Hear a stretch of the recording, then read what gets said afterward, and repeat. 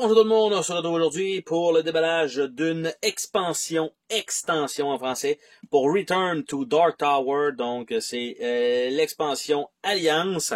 Donc on va faire le tour de la boîte ensemble, de qu'est-ce qu'on a là-dedans.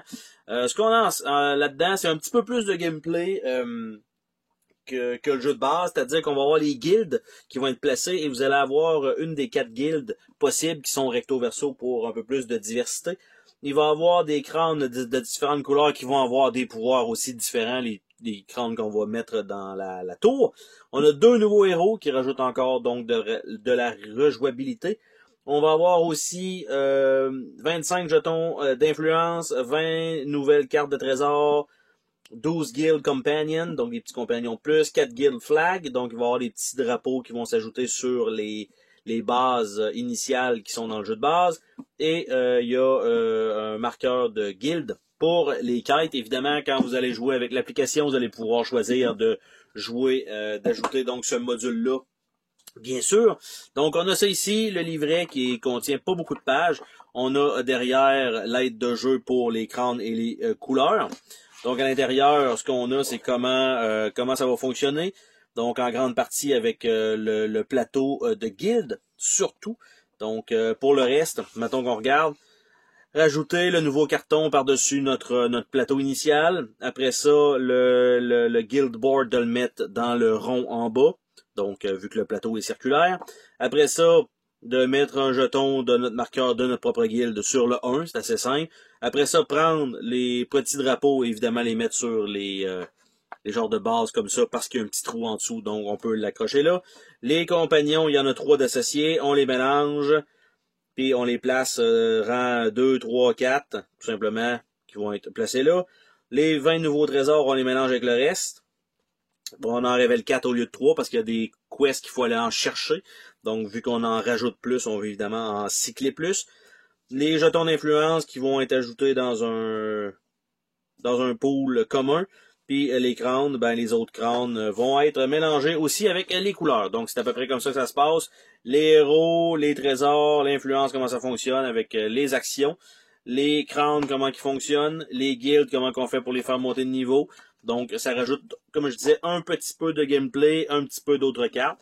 Donc, on a les feuilles de punch. Donc, si c'est le truc pour mettre les jetons d'influence. Donc, on a ça ici. Ici, c'est les cartons qu'on va mettre par-dessus les cartons des personnages. On a aussi les petites habilités donc pour nos héros. Donc, ça ici sont tous pareils pour les marqueurs de guilde. Donc, on a ça. De l'autre côté, voilà ce que ça donne. Après ça, l'autre feuille de punch, on a 2 plateaux, donc la guilde des voleurs. Et on a le Paladin's Order. Donc, on a ces deux-là. Et de l'autre côté, donc on a côté A et côté B qui ne sont pas la même chose. Donc, voilà. Ensuite, nous avons le Druid Circle, donc les druides, et les Arcane Scouts. Donc voilà. Et de l'autre côté, voici ce que nous avons. Par la suite, les 2 nouveaux personnages. Nous avons le personnage Arkwright. Donc ceux-là, probablement que, je veux dire, le carton est déjà prêt ou pas. Bref, sinon, ben, il est fait comme le modèle de base et on met le carton par-dessus. C'est pas super grave. On a les vertus qui sont déjà imprimés et l'espace en bas pour les personnages. Et de l'autre côté, c'est simplement pour faire le randomizer. Donc c'est comme ça. Et l'autre, c'est la Haunted Recluse. Donc la recluse hantée. Donc voilà son plateau en genre de mauve. Nous avons 2 bases de couleurs pour les personnages. Nous avons 2 micro-figurines donc à mettre sur le plateau qui ont déjà un petit wash de fait dessus. Donc avec le marteau, je vais supposer que c'est le Arkwright. On s'entend que la base, c'est la couleur du plateau, donc logiquement, on devrait toujours mettre la bonne base dessus. Mais pour ceux qui veulent peut-être utiliser... ça, c'est cool avec les visages dans la cape. Pour ceux qui veulent avoir toujours, par exemple, chaque joueur, ben il y en a qui ont des couleurs de préférence, par exemple le bleu, le vert, souvent, ben si vous pouvez mettre les bases là-dessus, simplement le plateau de joueur, ben on s'en fout, il va être devant vous. Par contre, sur le jeu, vous allez savoir que le marqueur bleu, c'est votre figurine. Par la suite, on a ici les petits drapeaux. Donc, voici, ils sont quatre drapeaux différents. Donc, je vais les sortir pour la cause. Je pensais qu'ils allaient tous être pareils, mais pas du tout, en fait.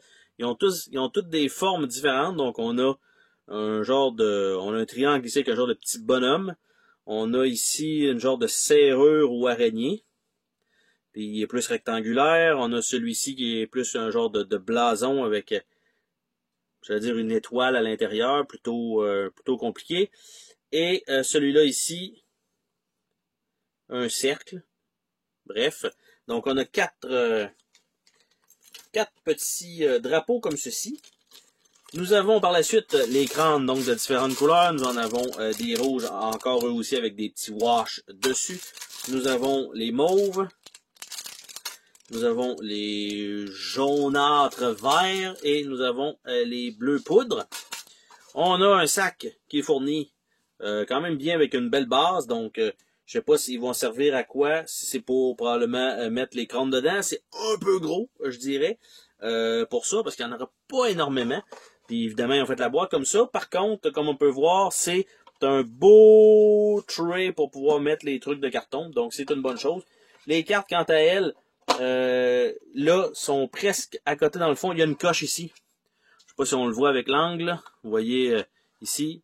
Là, il y a juste une petite coche pour dire que ça se rend pas directement au fond. C'est un peu con. Je comprends pour peut-être mettre les doigts. Mais, tu sais, là, vous voyez, ils sont rentrés. Mais en fait, ils sont pas embarqués sur la coche ici, mais ils sont embarqués sur la coche là, alors que ça devrait être droit, comme ça. Donc, avec les sleeves, je vais juste espérer que ça soit pas mauvais. Sinon, ben, les cartes vont probablement aller dans cet emplacement-là. Et je vais switcher avec les crânes, tout simplement. Donc, il reste les cartes à regarder ensemble, à moins qu'on aille une surprise en dessous du tray. Non, pas l'arme ultime du jeu de cacher en dessous. Donc, ça, c'est toujours je vais dire la bonne blague, si jamais il y avait ça de fourni. Mais non. Donc, on va regarder le petit paquet de cartes ensemble. On a des cartes de trésor. On en a quand même pas mal. On a, ça sera probablement les cartes d'alliés, je crois. Qui vont être là. Et on a Xir de Oracle, Ruska de Barbarian, et on a la faction en haut à droite. Donc on a ça. On a Burgoyne de Herbaliste, Oula de Nomade, Araswa de Pegasus, Berat de Wizard. Les cartes n'ont pas un finitissé, mais c'est une bonne qualité de carton, c'est une bonne épaisseur. Sanzar de Zealot, Omar de Healer, Amani de Vizier, Emma de Grant Merchant, Lucas de Plunder, Maxime de Beast, puis on retourne avec le Oracle. Et quand on regarde de l'autre côté, on a l'air d'avoir une alliance ici et en bas, un événement. Donc, on va juste faire le tour comme ça. Je vais les dérouler à l'inverse. Donc, ils ont l'air de tout avoir un petit effet. Quand on l'a de l'autre côté, c'est qu'il y a un bonus, un genre d'avantage, je pense que c'est comme ça qu'ils appellent ça, pour pouvoir les dépenser lors des combats. Mais par contre, ils ont tout un petit texte en bas, et on tourne avec le Oracle. Donc, ça, c'est ces cartes-là. On va essayer de les remettre à droite le plus possible, puis évidemment, je réussis pas. Et les cartes trésors, ben, c'est tout le reste qu'on a. Donc, on a un Paladin's Great Shield, on a Druid's Incense, on a Coffer of the Master Thief, Standard of the Scout, Robe of the Last Sultan, Treble's Lock Hammer, Jewel Goblet of Azulk, Azkol plutôt, Everlasting Brasier, toujours pratique, Scroll of Forged Friendship, Vestment of the Emissary, Diadem of the Emissary, Ring of the Emissary, il y a beaucoup d'émissaires là-dedans, Zemair Teeth, et non pas Tits, c'est vraiment Teeth, Iron Hound of the Azkol, puis là je précise quand même parce que c'était quand même des os, Ewer of the Silent Child, Forbidden Grimoire, Staff of Wishes, Crystal Shield, Crystal Plate Mail et Crystal Blade qu'on voit un peu à travers. Donc, c'est les nouveaux trésors. Donc, c'était le déballage de cette petite expansion qui rajoute juste assez de gameplay pour dire que ça vaut le coup. Ça rajoute juste assez de trésors et de nouveaux trucs pour dire que ça rajoute de la diversité dans le jeu de base que vous connaissez déjà. Si jamais vous ne jouez pas avec l'extension, vous pouvez toujours ajouter au minimum les cartes pour avoir un peu plus de diversité dans le jeu. Et vous avez également les modules avec l'influence qui s'ajoute de plus, qui n'était pas fourni dans le jeu de base. Donc vous avez, on va dire, 2 petits modules supplémentaires. Puis il y a les crânes aussi qui sont d'une autre couleur. Donc il y a quand même trois variantes de gameplay, plus 2 nouveaux personnages, puis des nouvelles cartes de trésors de plus qui s'ajoutent. Fait que c'est toujours très bon signe quand ce n'est pas une très très grosse complexité.